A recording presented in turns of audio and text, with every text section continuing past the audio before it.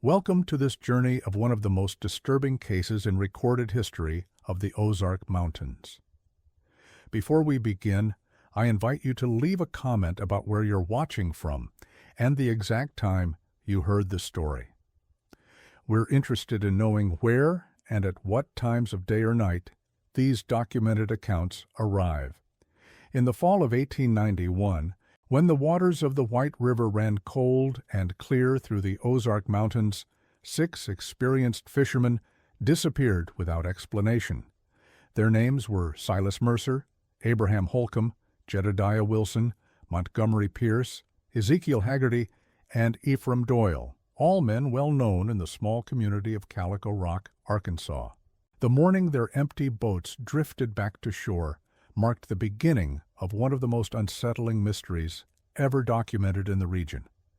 The White River winds through the rugged Ozark mountain terrain like a silvery serpent, carving deep valleys between towering limestone bluffs.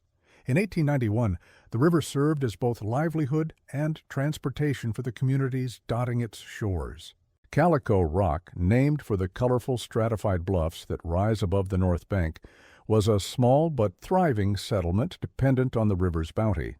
The town featured a modest general store, a post office established just a decade prior, and a collection of wooden homes perched along the rising terrain. The railroad had not yet reached this isolated community, making the river their primary connection to the wider world. The 6 men who disappeared were not casual weekend anglers. Each had spent decades learning the river's moods and secrets. Silas Mercer, the eldest at 62, had lived his entire life within sight of the White River and was known for his uncanny ability to predict weather patterns simply by observing the water's surface. A lean, weathered man with a shock of white hair, Silas was the unofficial leader of the group, respected for his knowledge and feared for his unflinching directness. His family had settled in the area before Arkansas achieved statehood, and local lore held that no one knew the river's secrets better than a Mercer. Montgomery Pierce, at 48, owned the largest fishing operation in the county, supplying catfish and bass to markets as far away as Little Rock. A shrewd businessman with calloused hands, Montgomery had built his enterprise from a single boat to a fleet of 5, employing nearly a dozen men. His wife, Augusta, came from a wealthy family in Memphis, and their home, a 2-story structure with glass windows and a covered porch, stood as a testament to his success in an otherwise modest community. Ezekiel Haggerty was renowned for his knowledge of the river's most productive fishing holes, locations he guarded with near religious secrecy. A solitary figure who rarely spoke unless necessary, Ezekiel had a reputation for being able to fill his boat when others returned empty-handed. Some claimed he practiced unusual rituals before fishing, though the nature of these practices remained the subject of speculation. His weathered face and perpetual squint gave him the appearance of a man who had spent too many years staring into the sun's reflection on water. Abraham Holcomb had previously served as a river guide for wealthy sportsmen from the East. Educated and articulate, Abraham was something of an anomaly in Calico Rock. He had studied briefly at a college in St. Louis before returning to the Ozarks, drawn back by what he described as the honest speech of moving water. His journal entries about the river, discovered after his disappearance, revealed a poetic sensibility at odds with his rugged appearance. "The White River speaks in dialects," he wrote in 1889, "each bend and rapid with its own particular accent, each pool a distinct vocabulary of silence." Jedediah Wilson and Ephraim Doyle were cousins who had fished these waters since boyhood. Inseparable, despite their contrasting temperaments, Jedediah quiet and methodical, Ephraim boisterous and impulsive, they operated a modest smoking operation that preserved river fish for winter consumption. Both men were in their late 30s and came from a long line of Ozark rivermen. According to local accounts, their great-grandfather had been among the first white settlers to navigate the White River's challenging rapids. and river lore had been passed down through generations of their family. On September 18, 1891, the 6 men departed in 2 boats before dawn, a common practice for serious fishermen who valued the quiet early hours when fish fed most actively. According to witnesses, the weather was unusually still that morning, with a heavy mist hanging over the water. Mrs. Augusta Pierce, wife of Montgomery, later reported that her husband had seemed hesitant to leave that morning. He stood at the door for the longest time, looking back at our home as if memorizing it. She told the Calico Rock Gazette, "In 20 years of marriage, I'd never seen him reluctant to get on the water." Hiram Jenkins, who operated a small logging operation near the river, reported seeing the men as they pushed their boats into the current. There was something peculiar about their manner, he later testified. Usually there's banter and laughter when fishermen set out, especially Ephraim, who was known for his jokes. But that morning they were silent as gravestones. Silas nodded to me as they passed, but his expression was troubled. I remember thinking it strange at the time, though I put it down to the early hour. The men planned to fish a section of the river approximately 7 miles downstream from Calico Rock, near what locals called the Devil's Backbone, a jagged ridge of rock that created a series of challenging rapids. This area was known for its abundance of smallmouth bass in the fall season, when the fish grew aggressive before winter. The fishermen had agreed to return by sunset, as they had planned to sell part of their catch to a merchant from Batesville, who would be passing through Calico Rock the following day.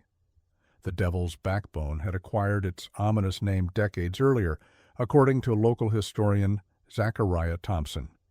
In an account published in 1884, Thompson wrote, "The native Osage people avoided this stretch of river, believing it to be a dwelling place for water spirits they called Min-ti-wei, roughly translated as those who live beneath." Early trappers reported unusual sounds emanating from the limestone caverns visible in the bluffs, sounds likened to distant voices calling names. When the sun began to sink behind the western ridges with no sign of the men, a sense of unease settled over Calico Rock. These were experienced rivermen who understood the dangers of navigating the White River after dark. By nightfall, concern had transformed into alarm, and a search party was organized.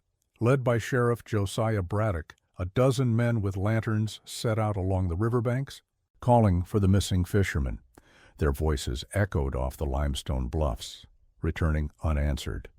The following morning, as mist rose once more from the river's surface, Archibald Townsend, the owner of the general store, spotted something drifting around the bend, 2 empty fishing boats, moving with the current in perfect tandem, as if tied together though no rope connected them.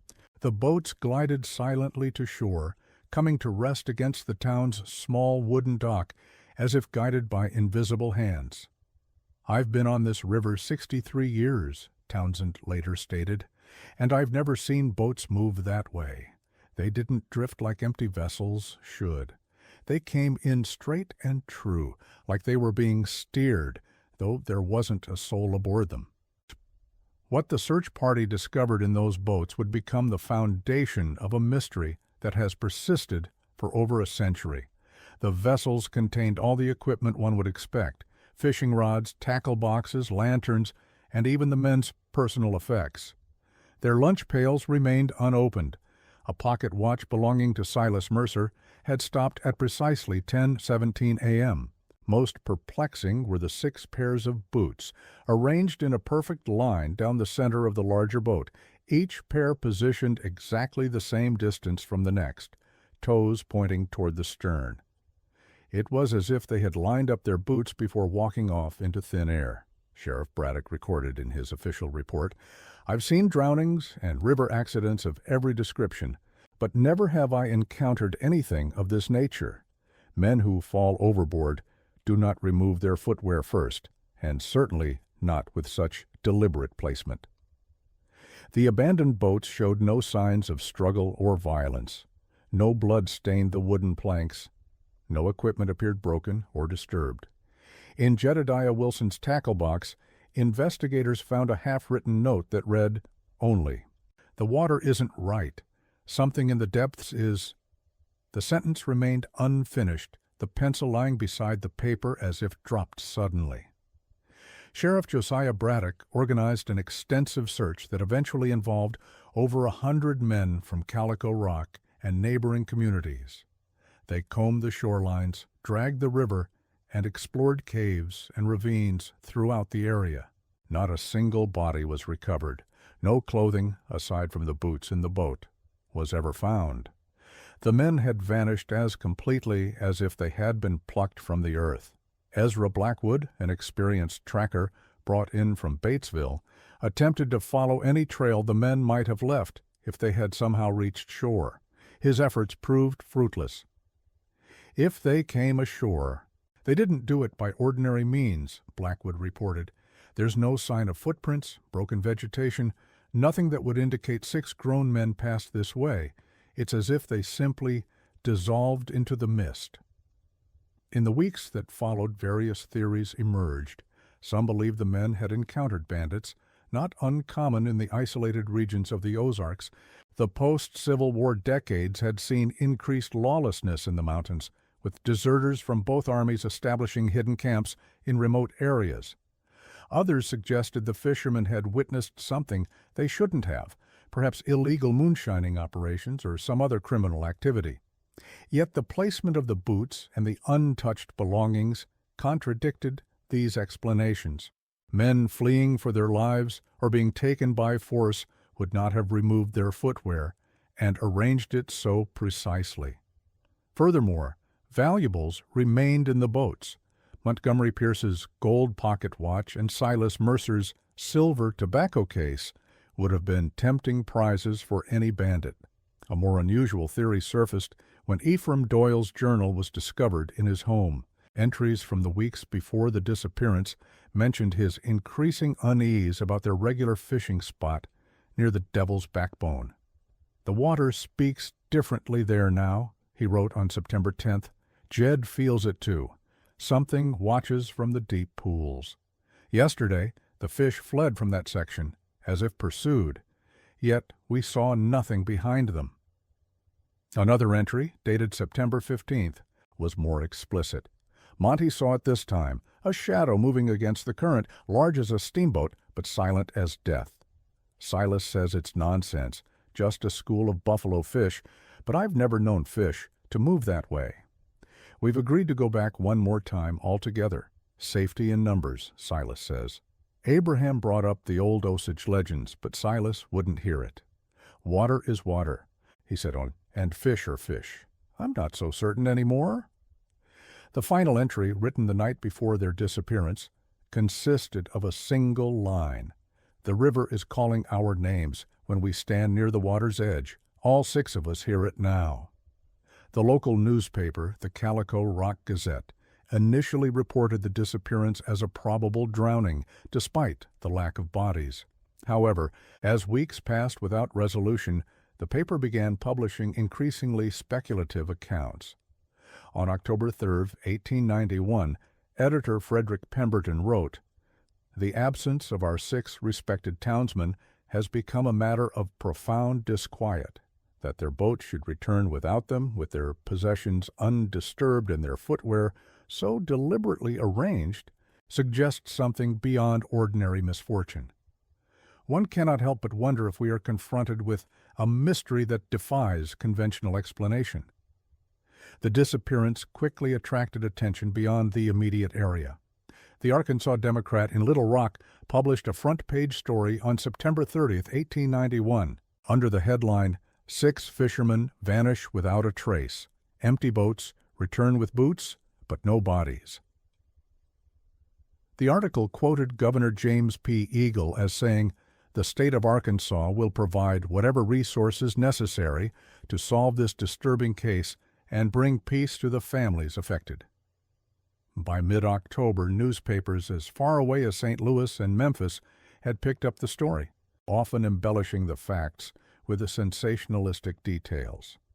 The Memphis Commercial Appeal suggested the men had been the victims of an Indian attack, despite the fact that no hostile indigenous presence had been reported in the area for decades.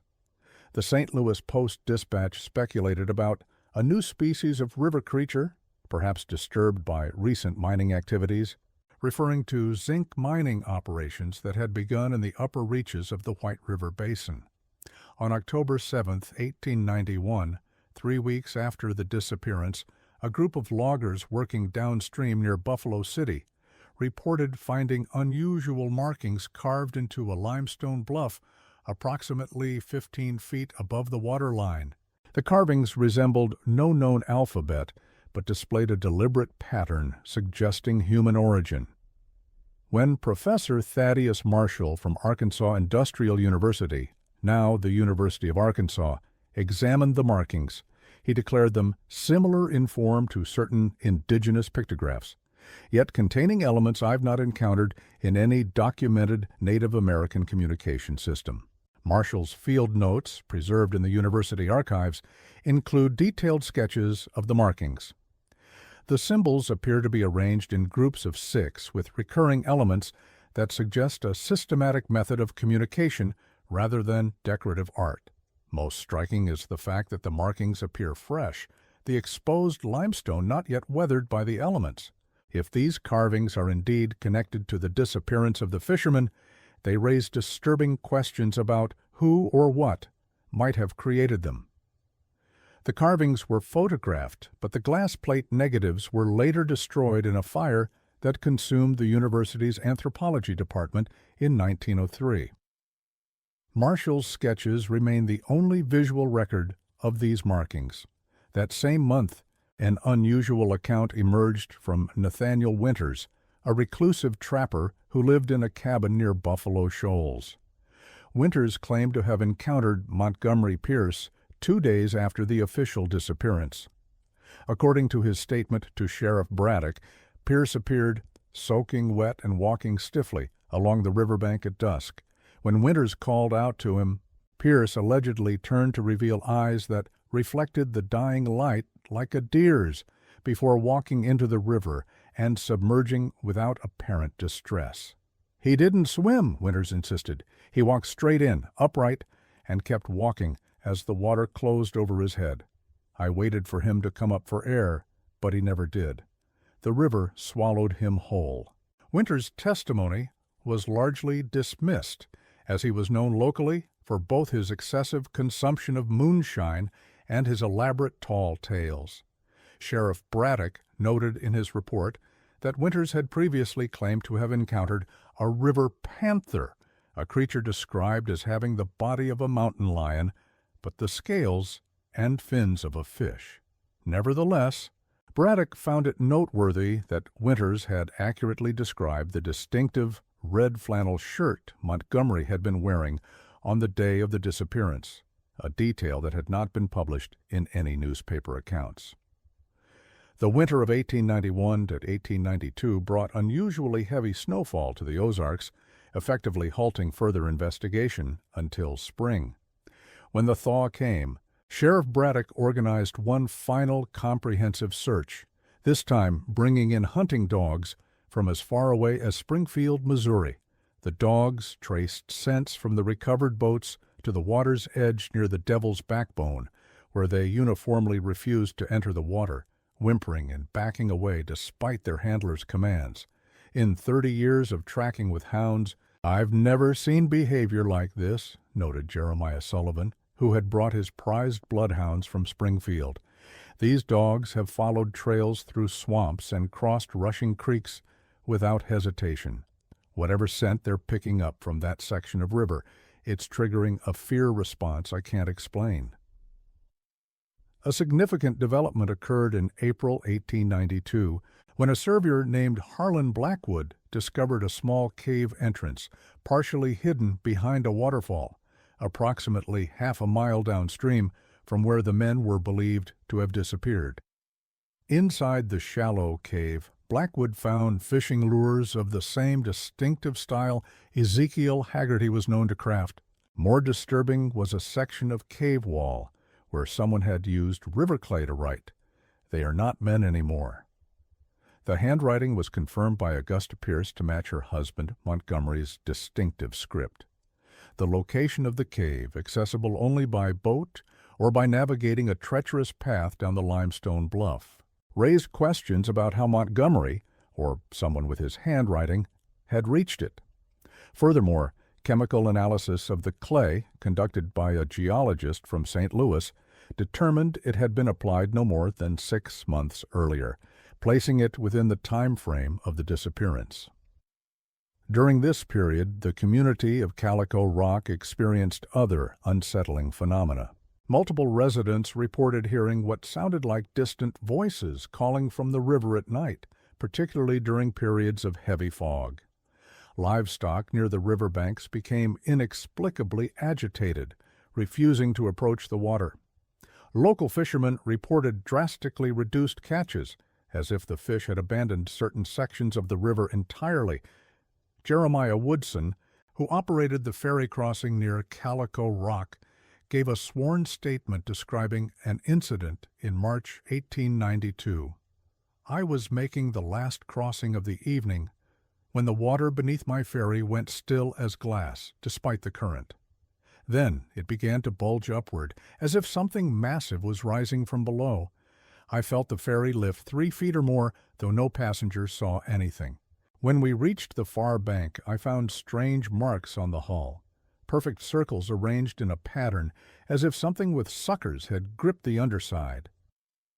The marks Woodson described were photographed by Sheriff Braddock. 6 concentric circles, each approximately 8 inches in diameter, arranged in a pattern identical to the stone formation later discovered during the drought of 1905. The photograph appeared in the October 1892 issue of Scientific American, accompanied by an article speculating about the possible existence of giant cephalopods in freshwater environments. Though marine biologists quickly dismissed this theory, the investigation officially closed in June 1892, when all 6 men were declared dead by the county court. Their disappearance was attributed to unknown misadventure on the river, a vague conclusion that satisfied no one but allowed the community to begin its healing process. At the memorial service, Reverend Obadiah Thornton delivered a sermon that many found inappropriate for its fire and brimstone rhetoric about those who trespass in domains not meant for mortal men, and creatures that dwell in the deep places of the earth. According to church records, attendance at Thornton's services declined sharply after this sermon, and the Reverend himself left Calico Rock before the year's end, citing a call to minister in drier regions. He subsequently established a church in the high desert of New Mexico, where he reportedly refused to perform baptisms, insisting instead on dry rituals of blessing with sand. In the years that followed, the White River continued to yield strange findings connected to the case. In 1897, a mail carrier discovered a glass bottle containing a water-damaged page that appeared torn from Ephraim Doyle's journal. The fragmentary text mentioned shapes moving beneath our boats and voices calling our names from the water. The authenticity of this document was never verified, though graphologists who examined it in 1921 concluded the handwriting matched samples of Doyle's known correspondence. In 1899, during the construction of a new bridge near Calico Rock, workers dredging the riverbed uncovered a peculiar metal object described as a cylinder of unknown alloy, approximately 18 inches in length, inscribed with markings similar to those found on the limestone bluff. The object was sent to the Smithsonian Institution for analysis, but was apparently lost in transit, as no record of its arrival exists in the Smithsonian archives. The only remaining evidence of this discovery is a sketch made by the site foreman, Wallace Humphrey, showing a tubular object covered in spiraling symbols. In 1905, during a period of extreme drought, the river receded to reveal a peculiar arrangement of stones near the Devil's Backbone. The stones formed a perfect circle approximately 30 feet in diameter, with 6 smaller circles arranged within it. Local indigenous representatives from the Osage Nation, when consulted, denied any knowledge of such structures being part of their historical practices in the region. When the river rose again after rainfall, witnesses claimed the stone formation disappeared overnight, despite its substantial size and weight.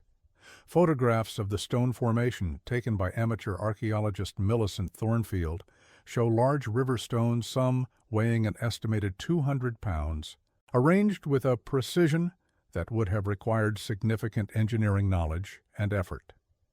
Thornfield's notes indicate that the stones appeared to have been in place for many years, with aquatic plants growing around their bases, yet no historical record mentioned such a structure and no construction project could account for it.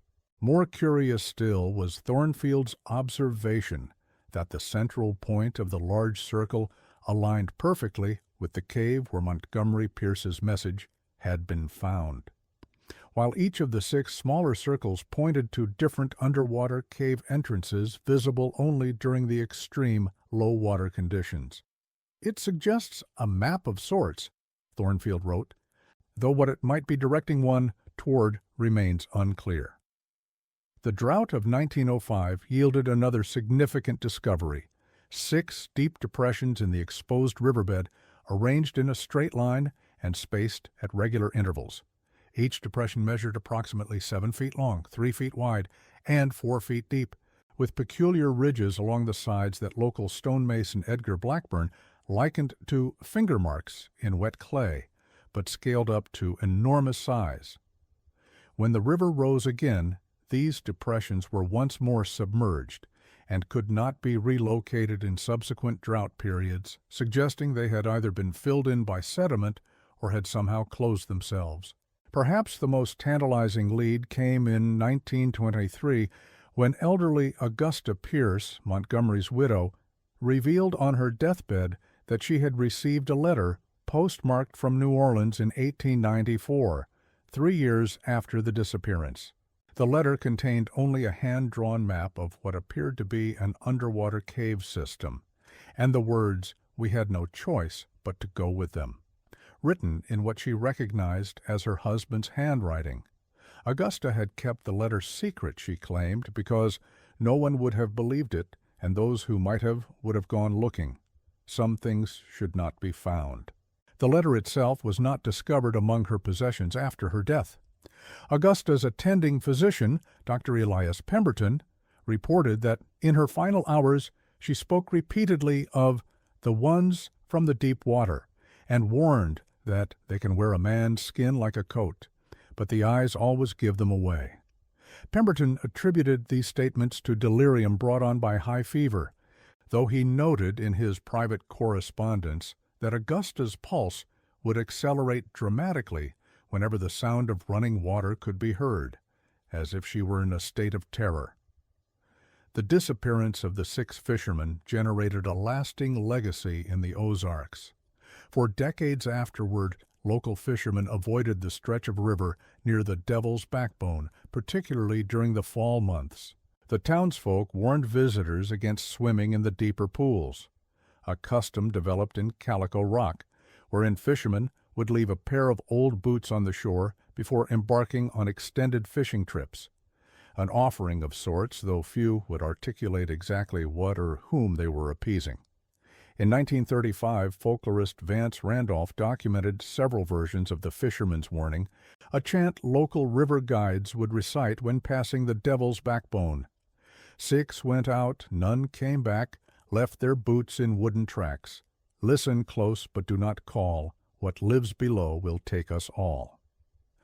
During this period, Randolph collected numerous accounts of unusual phenomena associated with the White River.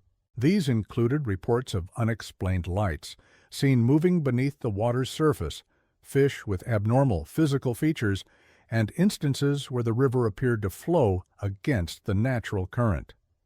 In his field notes, Randolph wrote, "The disappearance of the 6 men in 1891 seems to have crystallized and given form to fears and observations that likely existed long before that event. The river has always been both provider and destroyer in mountain culture, and this particular mystery has become a focal point for that ambivalence." Randolph's most significant contribution to the documentation of the case came when he discovered a collection of papers belonging to Abraham Holcomb, the most educated of the missing fishermen.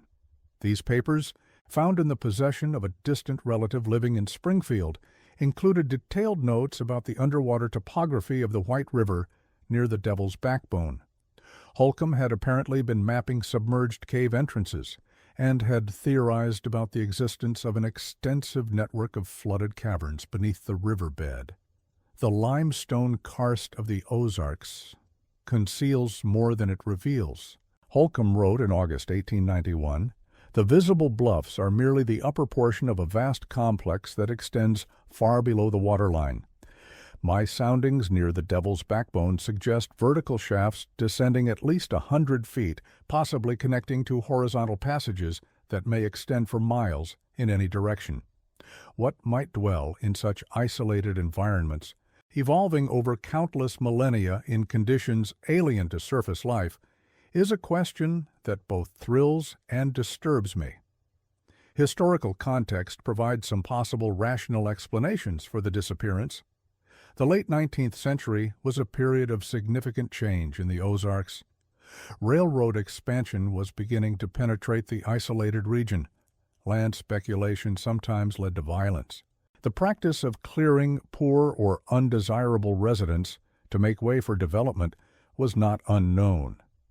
Some historians have suggested the 6 men might have witnessed illegal activities connected to these economic pressures. Dr. Horace Whitcomb, writing in the Journal of Arkansas History in 1941, proposed that the men had stumbled upon a large-scale moonshining operation with connections to powerful political figures in Little Rock. Their disappearance, he suggested, was orchestrated to prevent them from reporting what they had seen. Yet this theory failed to account for the arranged boots, the unfinished warning note, and the various unusual phenomena that followed the disappearance. Whitcomb's research did uncover one potentially significant detail.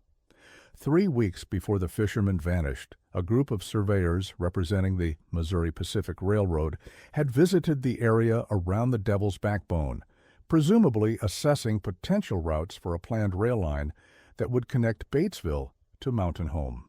The surveyors' official reports made no mention of anything unusual, but Whitcomb discovered a private letter from the lead surveyor, Jonathan Carver, to his supervisor in St. Louis.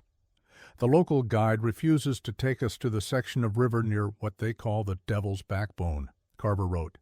"He speaks of old legends and warns of voices in the water." Such superstition would normally not merit mention except that our instruments behave erratically in that vicinity, compass needles spin without cause, and our precision leveling tools give inconsistent readings. I cannot account for these anomalies through any conventional explanation. The planned railroad was eventually routed several miles north of the Devil's Backbone, a decision that railroad company documents attributed to unfavorable terrain and excessive construction costs. However, Whitcomb suggested the true reason might have been connected to the surveying difficulties Carver had reported. The White River itself has a documented history of unusual phenomena. Indigenous Osage legends speak of water guardians who could lure people into the depths.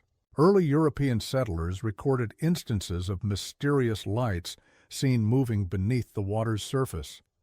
In 1845, a Presbyterian minister named Obadiah Stillwell described watching the river near present-day Calico Rock flow upstream for nearly an hour, as if the very laws of nature had been suspended. Geologist Franklin Moorhead, in an 1879 survey of the region, noted the unusual limestone formations that characterized the riverbed near the Devil's Backbone. The rock exhibits patterns of erosion unlike those typically produced by water action alone. Certain channels and depressions suggest the possibility of periodic gas emissions from subterranean sources, potentially including methane and hydrogen sulfide, which could account for some of the more fantastical reports associated with this stretch of the river. Moorhead's journal includes a curious entry dated June 17, 1879. Experienced an unsettling incident today near the Limestone Ridge, locales refer to as the Devil's Backbone. While taking depth measurements, my pole encountered what felt like a solid obstruction approximately 15 feet below the surface. When I attempted to dislodge the pole, it was gripped with such force that I nearly lost my balance and fell into the river. When the pole was finally released, I found perfect circular indentations in the wood, as if it had been seized by some powerful mechanism. The boatman who witnessed this incident refused to return to that section of river. The mystery took an unexpected turn in 1953 when University of Arkansas hydrologist Dr. Wesley Hammond conducted a study of underwater currents in the White River. Using newly developed sonar technology, Hammond discovered an extensive system of underwater caves near the Devil's Backbone, some reaching depths of over 100 feet. Most significantly, he identified a powerful underwater current that flowed through these caves, strong enough to pull a swimmer, or perhaps a small boat, into the subterranean passages. Hammond's study provided scientific context for some aspects of the mystery. The complex hydrology of this river section creates visual and auditory phenomena that could easily be misinterpreted by observers. Air trapped in underwater cave systems can produce sounds remarkably similar to human voices when released. Water passing through narrow limestone channels can generate infrasound, vibrations below the range of human hearing that nevertheless can induce feelings of dread or unease in those nearby. Yet even Hammond acknowledged the limitations of these explanations. In a personal letter to a colleague at the University of Missouri, he wrote, "While natural phenomena can account for many of the reported experiences, certain elements of the 1891 disappearance resist conventional scientific explanation. The deliberate arrangement of the boots, in particular, suggests conscious intent, rather than the random action of currents or other natural forces. I find myself in the uncomfortable position of having identified a plausible physical mechanism for how 6 men might have been pulled into an underwater cave system, while being unable to explain why they would have removed and arranged their footwear before this occurred."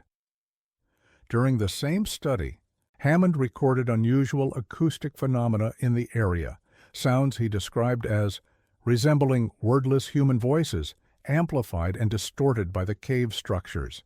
Audio recordings of these sounds were analyzed at the university's physics department, where researchers determined they resulted from air passing through the complex cave system, creating resonance patterns similar to those produced by wind instruments. Dr. Eleanor Matthews, an acoustic specialist who examined the recordings, noted certain anomalies that defied easy explanation. While most of the sounds can be attributed to known acoustic principles, segments of the recording exhibit patterns more typical of organized vocalization than random natural processes. Spectrographic analysis reveals structures similar to vowel formations in human speech, particularly in the lower frequency ranges. This suggests either a highly unusual natural phenomenon or, more troublingly, actual vocalization from an unknown source. Dr. Hammond's findings suggested a possible scenario for the fishermen's disappearance. If their boats passed over a section of the underwater cave system during a period of specific water conditions, a temporary whirlpool effect could have formed. Such a hydrological event might have been powerful enough to capsize their boats, or even pull the men into the water while leaving the boats themselves relatively undisturbed. This explanation, while plausible, failed to account for the arranged boots and other peculiar aspects of the case. Hammond himself acknowledged these limitations in his private correspondence, writing to a colleague, "The physical evidence suggests something more complex than a simple drowning. I cannot help but wonder if we are attempting to force a conventional explanation onto an unconventional event." Hammond's research attracted the attention of the federal government, though, in a way, he had not anticipated. In 1955, 2 agents identifying themselves as representatives of the U.S. Geological Survey requested access to all his data regarding the White River cave systems. When Hammond asked about the purpose of their inquiry, they mentioned a project related to underground water resources of strategic importance. Hammond later discovered that no such project existed in the USGS records, and the identification credentials the men had presented could not be verified. Most concerning to Hammond was the agent's specific interest in the audio recordings and any reports of biological anomalies in the cave system. They requested detailed maps of the underwater passages and asked pointed questions about any unusual mineral deposits he might have observed. After their visit, Hammond noticed that certain photographs and sonar readings were missing from his files, though he had made duplicate copies stored at his home as a standard precaution. In 1957, spelunker Virgil Madsen led an expedition to explore the underwater cave system Hammond had identified. Using early scuba equipment, Madsen and 3 companions managed to penetrate approximately 200 feet into the main passage before deteriorating conditions forced their retreat. Madsen's log described unusual smooth depressions in the cave floor, almost like footprints but larger and with an unnatural symmetry. More telling was his description of a chamber with walls that appeared to be covered in carvings, similar to written language, but like nothing I've encountered in any known cave art. The photographs Madsen took during this expedition show blurry images of what appear to be deliberate markings on the cave walls, bearing some resemblance to the carvings documented on the limestone bluff in 1891.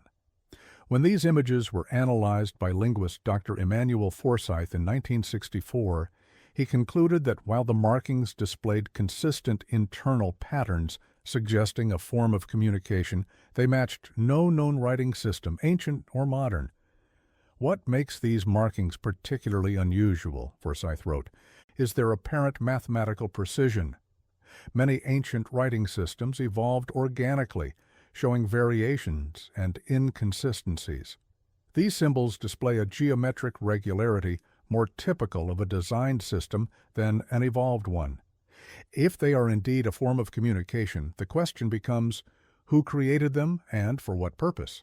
Madsen's expedition also recovered a peculiar artifact from the underwater cave, a smooth stone cylinder approximately 6 inches in length, inscribed with markings similar to those on the walls. Laboratory analysis determined the object was composed of hematite, an iron ore not naturally occurring in that geological formation. More puzzling was the discovery that the cylinder maintained a constant temperature of 54 degrees Fahrenheit regardless of ambient conditions, suggesting some unknown internal energy source or unique thermal properties. Dr. Raymond Schuster, a materials scientist who examined the cylinder, was unable to determine how the markings had been inscribed. The symbols are not carved or etched in any conventional sense, he reported. Rather, they appear to be an integral part of the material's structure, as if the stone had been formed with these patterns already present. Current technology cannot replicate this manufacturing technique, if indeed it is manufactured at all. The cylinder was scheduled to be transported to the Smithsonian for further study, but reportedly disappeared from a locked cabinet in Madsen's home the night before it was to be shipped. Madsen claimed to have heard unusual sounds like water flowing beneath the floorboards in his house that night, though no evidence of flooding or intrusion was found. A follow-up expedition was planned for the following year, but was abandoned after Madsen disappeared while conducting a solo preliminary survey. His equipment was found neatly arranged on the riverbank. His body was never recovered. In his final journal entry, dated August 17, 1958, Madsen wrote, "The sound is clearer today, a rhythmic pulsing that seems to originate from the deepest chamber.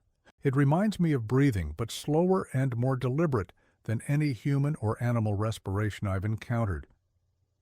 I'm increasingly convinced that the cave system houses something beyond our current scientific understanding." The night before his disappearance, Madsen had made a frantic telephone call to his research partner, Dr. Lawrence Thorne, claiming to have seen something moving in the shadows outside my window, something that shouldn't exist.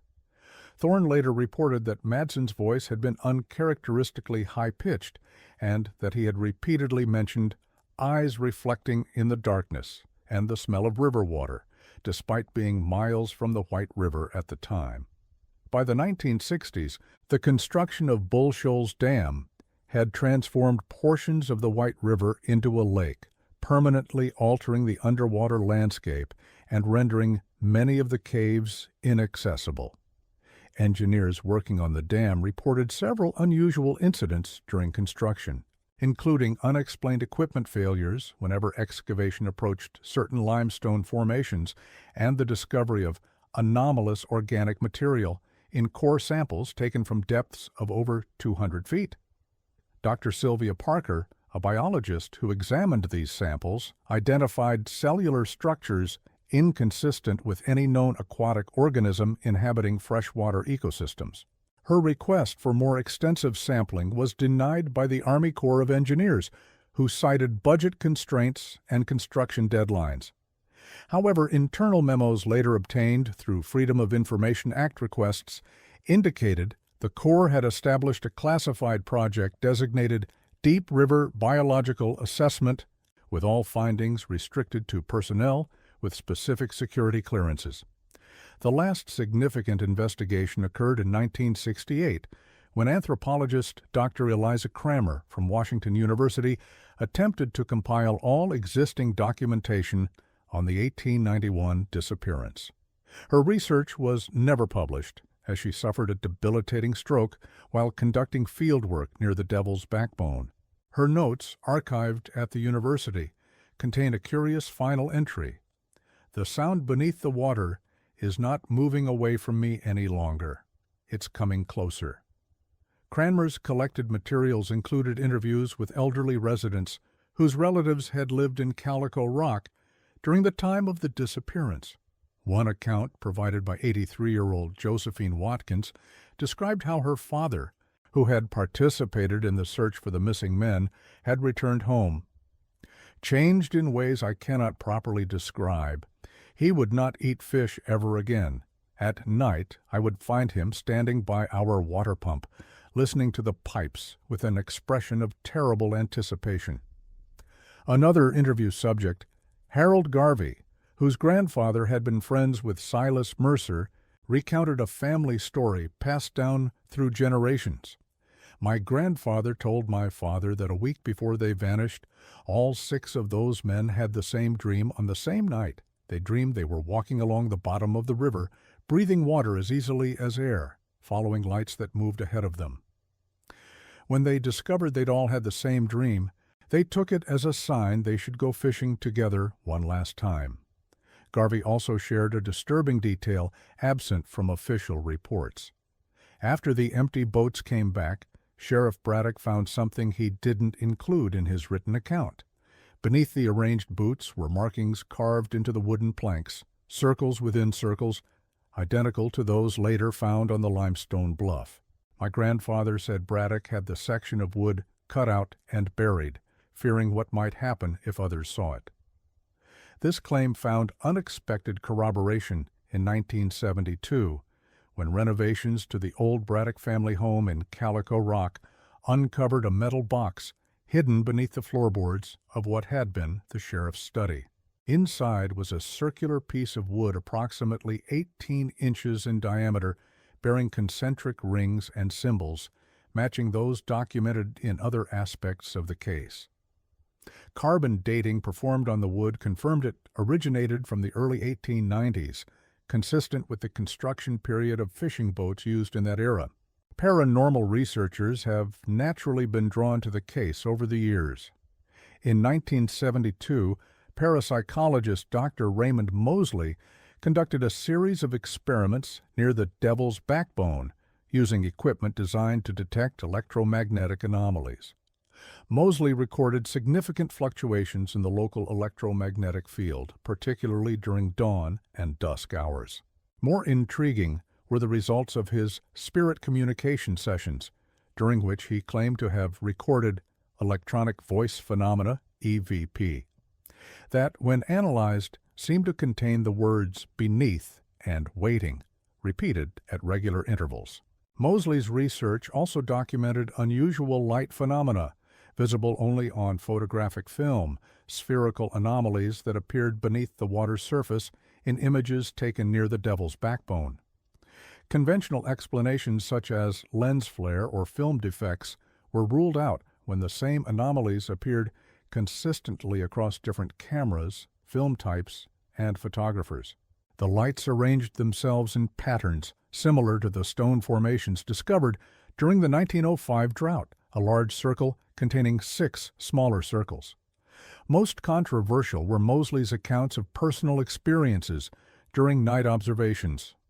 On 3 separate occasions, I observed what appeared to be human figures standing in the shallows near the Devil's Backbone. They remained motionless for hours, partially submerged, facing toward the deeper channel. When approached, they would sink slowly beneath the surface without disturbance. No splashing, no movement, simply a vertical descent. Attempts to photograph these figures invariably resulted in blurred images showing only vague humanoid shapes beneath the water's surface. Maria. Moseley's work, published in the Fringe Journal of Paranormal Investigation, suggested that the stretch of river where the fishermen disappeared might represent what he termed a thin place, a location where the boundary between different states of reality becomes permeable under specific conditions. While his research was dismissed by mainstream scientists, it added another layer to the evolving mythology surrounding the case.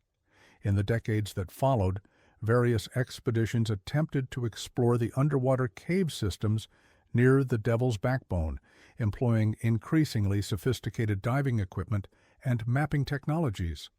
These efforts yielded fragmentary but intriguing results.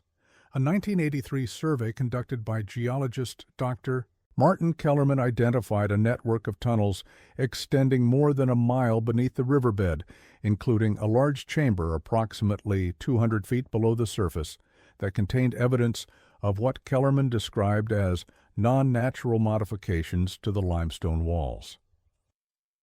Photographs taken in this chamber show what appear to be deliberate carvings or alterations to the rock surface, creating niches and channels that Kellerman suggested might have been designed to direct water flow in specific patterns.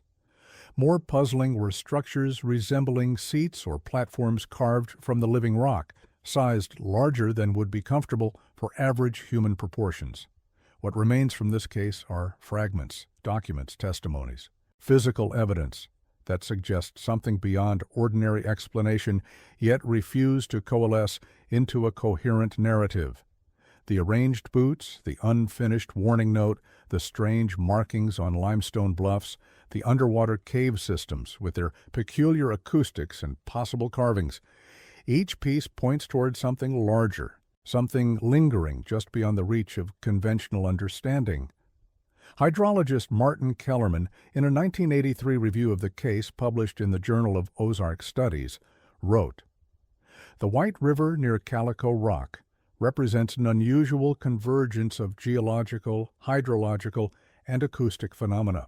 The limestone karst topography creates underwater cave systems that can produce powerful localized currents.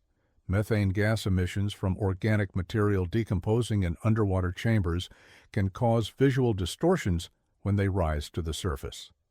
The acoustic properties of the cave system can transform ordinary sounds into eerily human-like voices. Taken together, these natural phenomena could create an environment where even experienced rivermen might become disoriented or affected by gas-induced hallucinations." Yet Kellerman acknowledged the limitations of purely scientific explanations. The deliberate arrangement of the boots, the unfinished note warning of something in the depths, and the repeated motif of 6 in various findings, these elements suggest agency and intent that natural phenomena alone cannot easily explain. The White River continues to flow through the Ozarks, its surface placid, betraying nothing of what might dwell in the depths below. Recreational fishermen now ply the waters where Silas Mercer and his companions once cast their lines. Tourists photograph the colorful bluffs of Calico Rock, unaware of the community's lingering unease. Local diving instructor Marcus Hensley, who has explored portions of the underwater cave system that remain accessible, reported in 1994, "There's something different about the caves near the Devil's Backbone. I've dived all over the world, but nowhere else have I experienced that sense of being watched. The water has a different quality there, denser somehow, more resistant to movement. And the sounds, I've never heard anything like the sounds that travel through those underwater chambers." Hensley's diving logs describe unusual phenomena encountered during his explorations. At depths beyond 100 feet, compasses begin to spin erratically. Electronic equipment frequently malfunctions. Most disturbing is the sensation of movement in peripheral vision, shapes that vanish when viewed directly. On 3 occasions, my diving partner and I heard what sounded like voices calling our names, though distorted as if coming from a great distance. The acoustics of the cave system cannot fully account for this effect, particularly the fact that each diver heard their own name rather than a general sound. In 1997, river guide Malcolm Harrington reported that his electronic fish-finding equipment malfunctioned specifically near the Devil's Backbone, displaying impossible depth readings and erratic signals that formed patterns resembling the markings documented on the limestone bluffs in 1891. Engineers from the equipment manufacturer determined that unique mineral deposits in that section of river could create electromagnetic anomalies affecting sensitive instruments. The readings weren't random static, Harrington insisted. They formed distinct patterns, circles within circles, repeated sequences of 6 pulses. When I showed the recording to an electrical engineer friend, he said it resembled a form of encoded information rather than natural interference. The pattern repeated precisely every 17 minutes, which suggests deliberate transmission rather than random environmental effects. In 2002, a waterproof camera lost by a tourist was recovered nearly a mile downstream. When the film was developed, one image showed what appeared to be a human figure standing on the riverbed, its proportions oddly elongated, its head turned directly toward the camera. Water analysis experts determined the photo showed a natural formation of river silt disturbed by currents, creating a momentary humanoid shape. However, photography expert Dr. Leonard Chambers, who examined the original negative, noted peculiarities that contradicted this explanation. The figure exhibits bilateral symmetry not typically found in random silt formations. More significantly, the apparent eyes reflect light in a manner consistent with tapetum lucidum, the reflective layer found in the eyes of nocturnal animals, a feature not present in humans or in inanimate objects. I cannot definitively state what this image shows, but I can say with professional certainty that it is neither a typical silt formation nor a conventional human figure. A marine biologist, Dr. Sylvia Reynolds, conducting a survey of unusual fish populations in the White River in 2005, documented several specimens of catfish exhibiting anomalous physical characteristics, including enlarged eyes, unusual skin pigmentation, and specialized sensor organs not typically found in the species.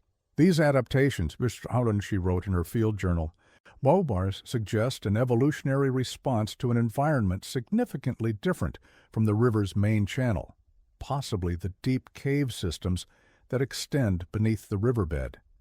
Reynolds also discovered peculiar scars on certain fish, perfect circular marks arranged in patterns of 6 that resembled suction injuries, but did not match the anatomy of any known predator in the ecosystem. Tissue samples from these areas showed cellular changes consistent with exposure to unknown chemical compounds. Laboratory analysis identified trace elements in these tissues that included rare earth minerals typically found in deep geological formations rather than aquatic environments. In a paper published in the Journal of Evolutionary Biology, Reynolds proposed that an isolated population of fish had adapted to life in the underwater caves, developing specialized features for that environment over many generations. More controversial was her suggestion that these adaptations indicated the cave system might be more extensive than previously documented, potentially connecting to deeper subterranean water sources with unique mineral compositions. What particularly interests me, Reynolds noted in an interview, is the possibility that the cave system hosts an ecosystem that has evolved in isolation for thousands or even millions of years.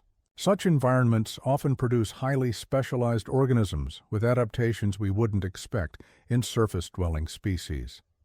The question that haunts me is whether something larger than fish might have evolved in these isolated conditions, something that perhaps occasionally ventures into the main river channel.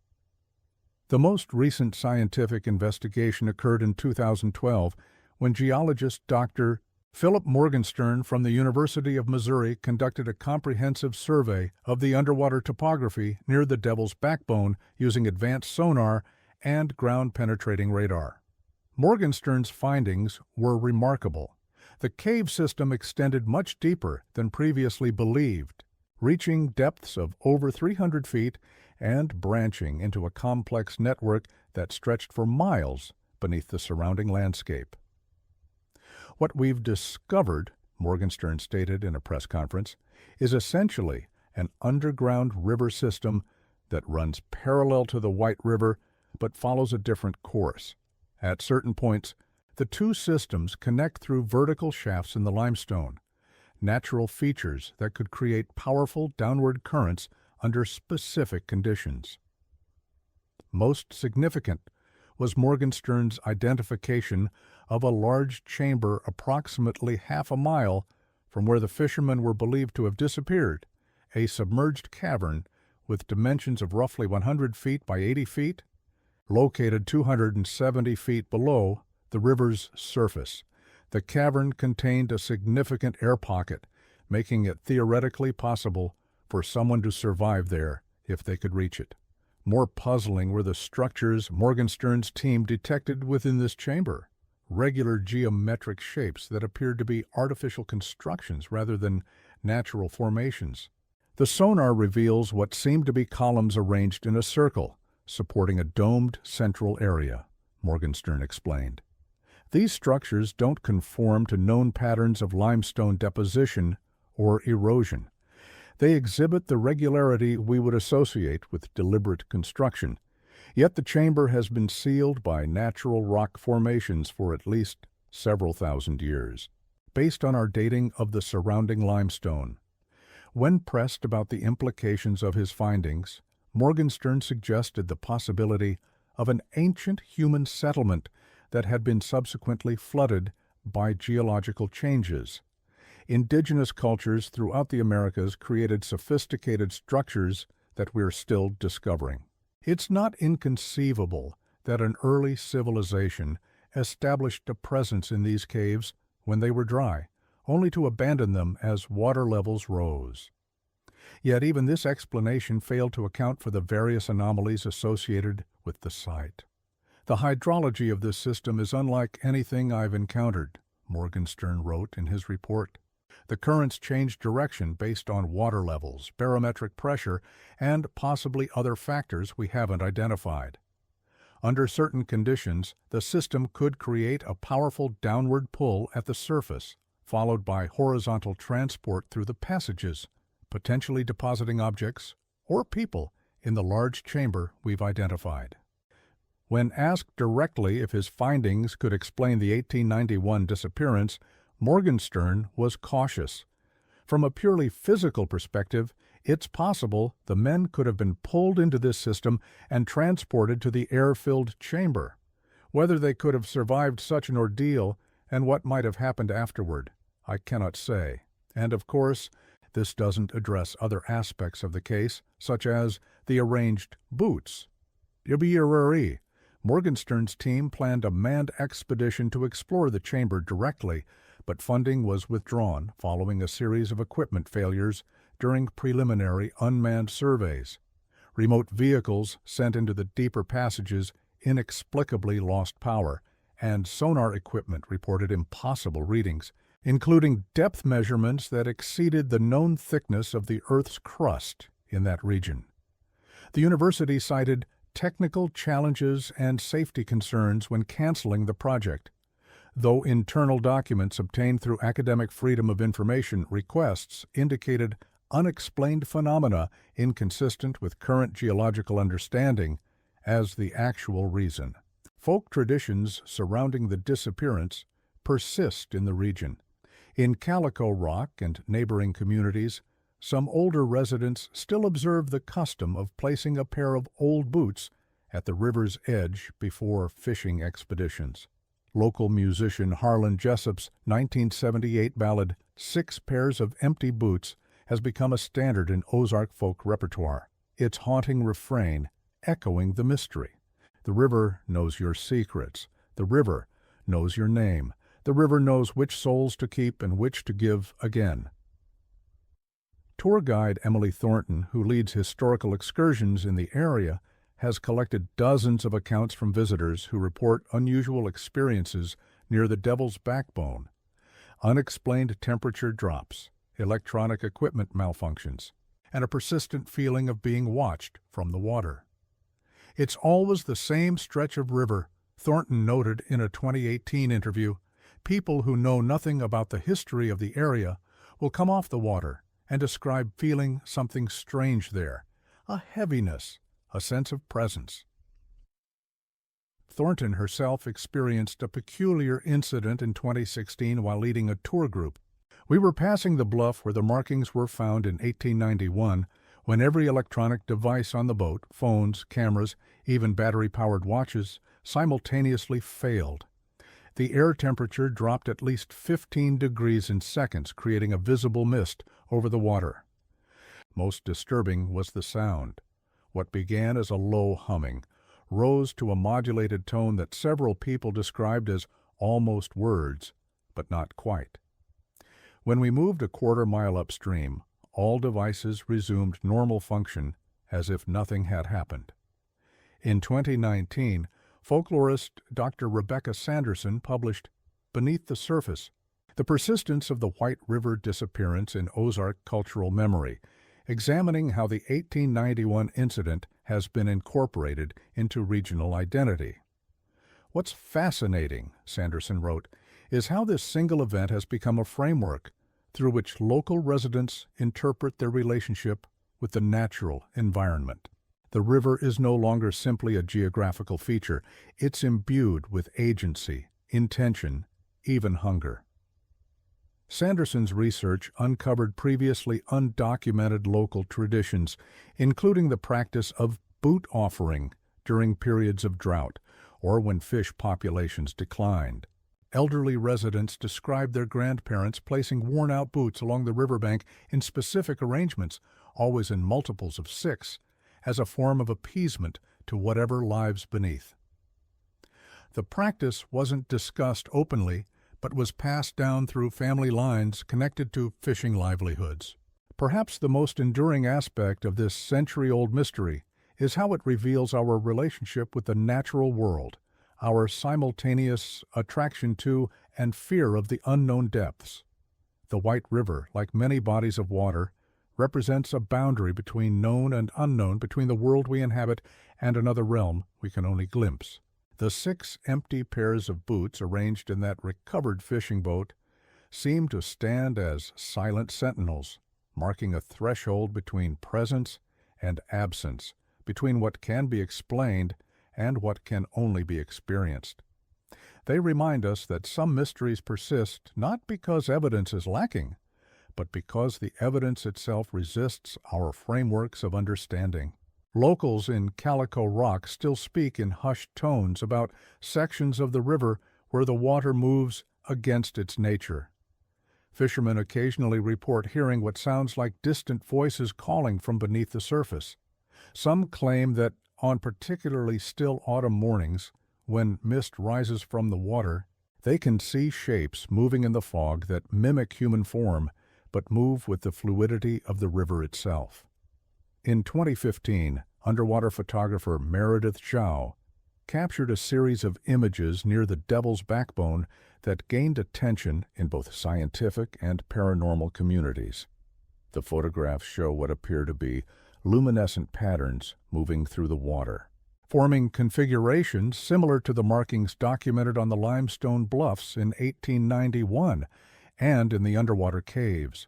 Marine biologists suggested the phenomena might be attributed to bioluminescent organisms, though no known species with such characteristics had been documented in the White River.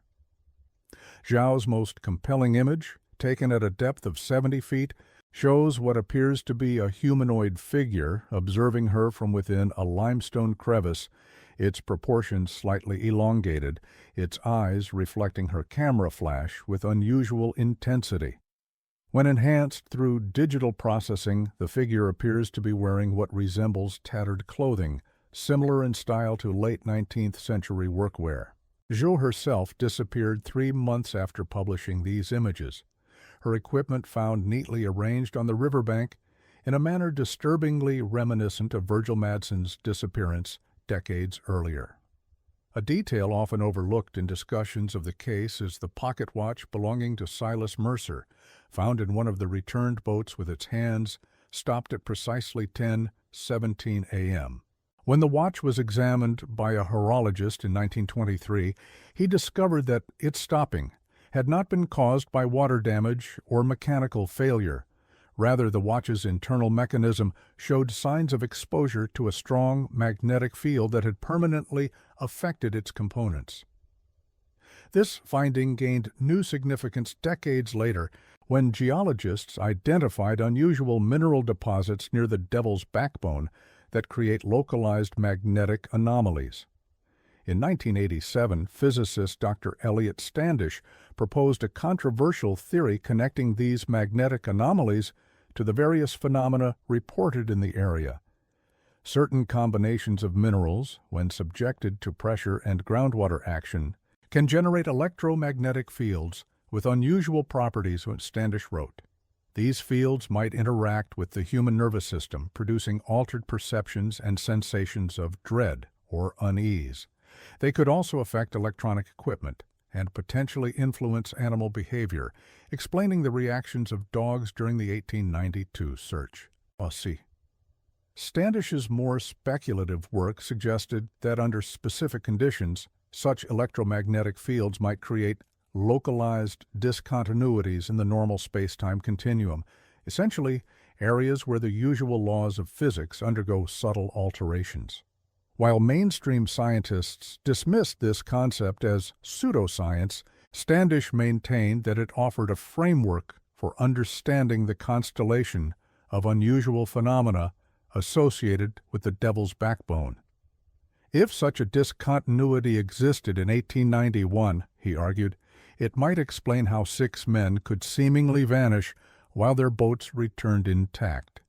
They may have experienced a transition to another state of being, not death in the conventional sense, but a shifting from one physical reality to another. The arranged boots could represent a final conscious act before this transition, a deliberate marker left behind. What truly happened to Silas Mercer, Abraham Holcomb, Jedediah Wilson, Montgomery Pierce, Ezekiel Haggerty, and Ephraim Doyle on that autumn morning in 1891? Did they encounter natural phenomena, powerful currents, underwater cave systems, perhaps even toxic gas emissions from subterranean sources that affected their perception and judgment? Did they run afoul of human malice connected to the economic and social changes reshaping the Ozarks? Or did they experience something that exists in the margins between these explanations, something that our documented history has never fully captured or understood? The historical record offers no definitive answer. What remains instead is the haunting image of 6 pairs of boots, arranged with deliberate precision in an empty boat that drifted back to the waiting community, a message whose meaning has never been deciphered, a warning perhaps, or an invitation. In 1968, before her stroke, Dr. Eliza Cranmer interviewed Matilda Haggerty, the then elderly granddaughter of Ezekiel Haggerty. Matilda shared a family story passed down from her grandmother, Ezekiel's wife. According to this account, in the weeks before his disappearance, Ezekiel had taken to sitting by the river late into the night, listening intently. When his wife asked what he was hearing, he reportedly answered, "They're singing to us, Martha, all these years on the water, and I never knew they were singing." Another family account came from Baldwin Pierce, Montgomery's great-nephew, who in 1972 revealed a story preserved within the family. "My grandfather told me that Uncle Monty came to him 3 days before he disappeared. Uncle Monty showed him a strange object he'd found in one of his fishing nets, something like a smooth stone that glowed with its own light. He said it was warm to the touch and seemed to pulse, almost like it was breathing. When my grandfather asked to see it again the next day, Uncle Monty said he'd returned it to the river. It wanted to go back, is how he put it."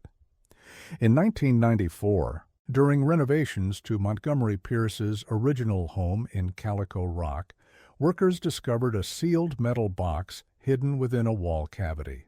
Inside was a journal bound in waterproofed oilskin containing entries in what handwriting experts confirmed was Montgomery's script. The final entry, dated September 17, 1891, the day before the disappearance, contained a passage that has confounded researchers. "We have all dreamed of the chambers beneath the river now. Silas finally admitted it last night. The dreams come more frequently, always the same. We walk through doors of water into halls of stone, where lights move through the darkness, and voices speak in sounds like the rushing of water. What troubles me most is not the strangeness of these shared dreams, but their allure. I find myself longing to return to those submerged halls, even upon waking. Tomorrow we go to the Backbone one last time. We have agreed that if we hear the singing again, we will follow where it leads. May God forgive us for our curiosity." The journal contained detailed sketches of underwater structures remarkably similar to those later identified by Dr. Morgenstern's sonar survey in 2012. How Montgomery Pierce could have known about formations hidden hundreds of feet beneath the river's surface, inaccessible to any diver of his era, remains unexplained. The community of Calico Rock has maintained an ambivalent relationship with the mystery. On one hand, it has become part of the town's identity, attracting tourists and paranormal enthusiasts. On the other hand, many residents express fatigue with outsiders who come seeking sensational experiences or who treat the disappearance as entertainment rather than a human tragedy. "These were real men with real families," said historian Margaret Holloway, whose great-grandfather was among the search party that found the empty boats. "Whatever happened to them, whether it was natural, criminal, or something else entirely, it left wives without husbands, families without providers, a community without 6 of its respected members. That's the true horror of this story, not whatever fantastical elements have been layered onto it over the decades. Yet the fantastical elements persist, resisting rational explanation even as science advances. In 2020, a team from the University of Arkansas Engineering Department deployed a specially designed remote vehicle to explore the deepest chambers identified in Morgenstern's survey. The vehicle, equipped with high-definition cameras and advanced sensors, transmitted approximately 40 minutes of footage before all communication ceased. The recovered footage shows a massive chamber with architectural features that engineering professor Dr. Samantha Reyes described as impossible given our understanding of natural limestone formation. These features included perfectly symmetrical columns, arched passages, and what appeared to be carved reliefs depicting humanoid figures with elongated limbs interacting with what might be water currents or waves. Most stunning was the final sequence before transmission ended. The camera captured what appeared to be light emanating from a source not connected to the vehicle's illumination system, a bluish-green glow that moved with apparent purpose through the chamber. As the light approached, the video feed began to distort, and the last clear image shows what seems to be a humanoid silhouette within the luminescence, reaching toward the camera. When the research team attempted to retrieve the vehicle, they discovered that the steel cable tethering it had been severed with what Dr. Reyes described as a precision cut that our current underwater equipment couldn't achieve. The university suspended further exploration pending a comprehensive review of safety protocols, though unofficial sources suggested the decision came after pressure from unspecified federal agencies. The White River continues its eternal journey through the Ozarks. The limestone bluffs of Calico Rock still glow with their namesake colors in the late afternoon sun.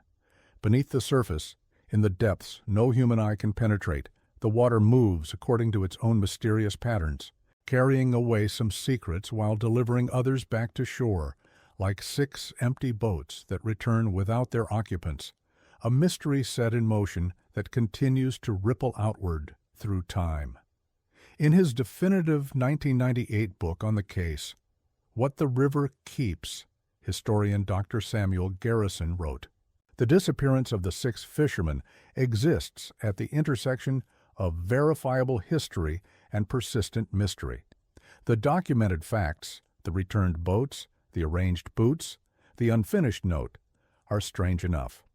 The phenomena that followed, the markings on limestone bluffs, the stone formation revealed during drought, the recurring reports of voices in the water add layers that resist simple categorization.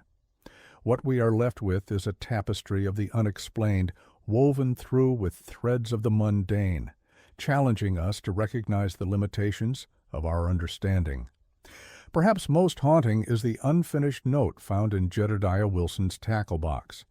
The water isn't right. Something in the depths is. The incomplete thought hangs there across more than a century, gesturing toward a revelation or realization forever lost to time. Whatever Jedediah Wilson was about to commit to paper remained unwritten, just as whatever fate befell him and his companions remains unrecorded in any official history. And somewhere, perhaps, 6 men who were not men anymore remain, listening to the songs beneath the water, having crossed a threshold from which there is no return, leaving behind only their boots as a marker of the boundary they traversed, a boundary that still exists for those who know where and how to look for it.